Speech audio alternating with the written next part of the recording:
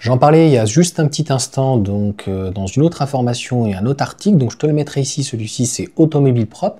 Leapmotors B10, il va faire très très mal, je l'ai vu, grossièrement, je ne parle pas en termes de style, c'est un 2008 électrique. En termes de taille, un petit peu plus grand quand même. Quand tu vois le C10, plutôt bien fini, ce qui est paradoxal pour un véhicule chinois, c'est que c'est un vrai véhicule électrique.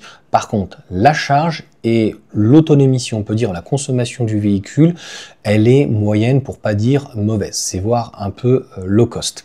Donc, Leapmotors B10, une production en Espagne plutôt qu'en Pologne pour des raisons politiques.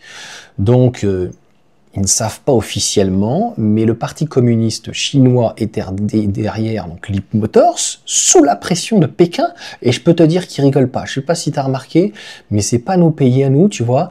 Si le PDG, le président, si on peut dire, de Leapmotors, même à l'international, s'il a 49% par rapport à Stellantis, il obéit pas, je pense qu'il saute. Hein, tu me diras en commentaire, mais bon, il y a eu des choses comme ça, où le Premier ministre ou quoi, il l'a embarqué devant tout le monde. Enfin... Parti communiste quand même, hein, ça rigole pas. Hein.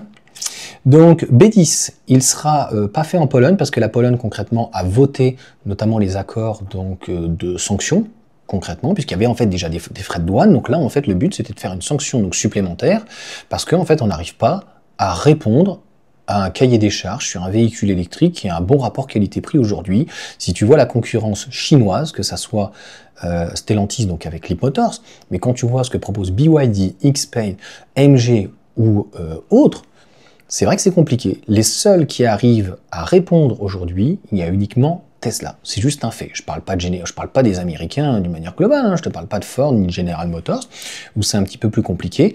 Donc clairement, l'usine se fera en Espagne.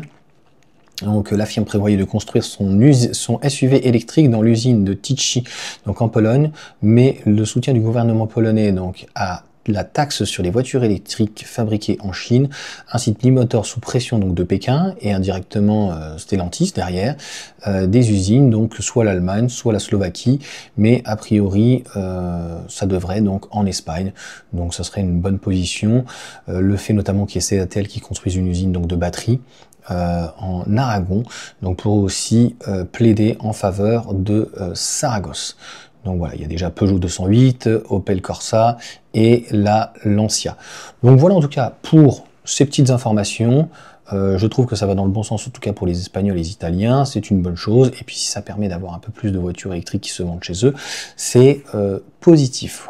Tu me diras franchement ce que tu en penses de ce petit article, mais voilà, c'est toujours intéressant et de se rendre compte qu'encore une fois, les constructeurs automobiles, eh bien, il y a des pressions derrière qui sont politiques.